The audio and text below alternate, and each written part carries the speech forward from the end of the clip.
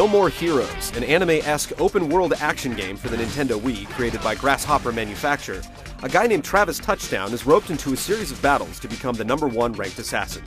With a bitchin' beam saber and a sexy, mysterious woman leading him on, he may have a shot. If I become #1, will you do it with me?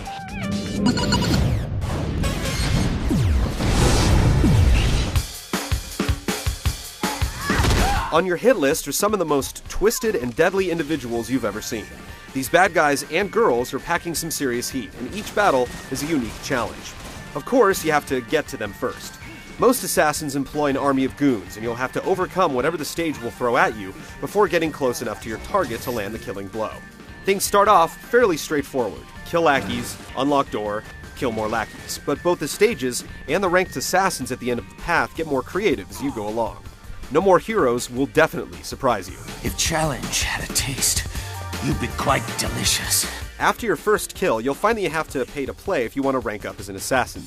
So train up at your mentor's gym, pay your entry fee, take out the next guy in line, and then move up the list to the next psycho killer. Before you can make serious cash, you need to pay your dues with menial tasks like mowing lawns or working a gas station pump, with new jobs popping up after every hit.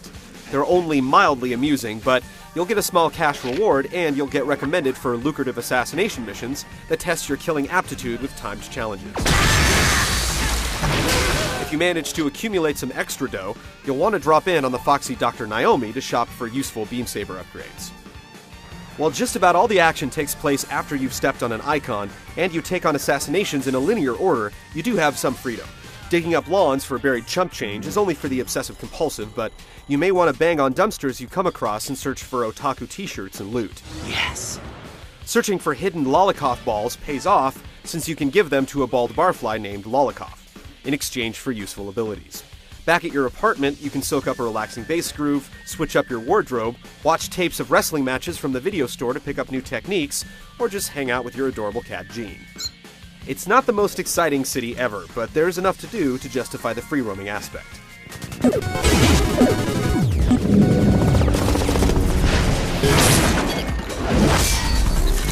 It's rough out there, but Travis's years of devotion to Japanese anime and Mexican wrestling have paid off, creating a ballsy fighting style that combines samurai swordsmanship with lucha libre takedowns. Button mashing covers your basic brawling, but a wave of the Wiimote delivers satisfying suplexes and devastating death blows with your beam saber. Just make sure Travis keeps it up during the fight. The bloodshed is continuous when you're on a mission. Even though you can change between a high and low stance, mix in guard-breaking punches and kicks, or go for a charge attack, fighting can be somewhat repetitive. But whipping the Wiimote to create explosive fountains of blood and jingly coins always feels good, no matter how many times you do it, straight through to the end of the game. It also helps the different swords give you different fighting styles, but the changes are mainly visual. Even with all it has going for it, Santa Destroy isn't that exciting when you've got nothing to do but build up cash to pay your next entry fee.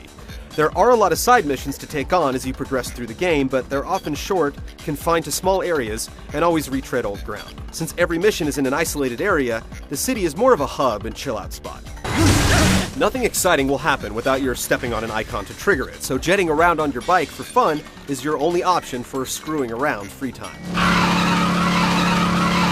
It can take a while to get used to the handling via the control stick, but once you discover motion control tricks for the bike, like jumping and power sliding, you can actually have some fun.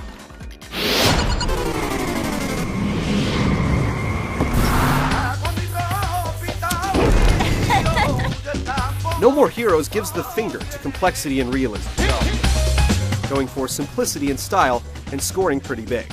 Things can seem sparse and simple with a lot of square shapes and right angles, but the game knows how to use color, doing especially well with blood red, and lays down some thoughtful detail. The game also delivers kick-ass cutscenes and never turns down the chance to make a slick transition. For its part, the soundtrack is catchy and is a memorable part of the game's bizarre but cool atmosphere.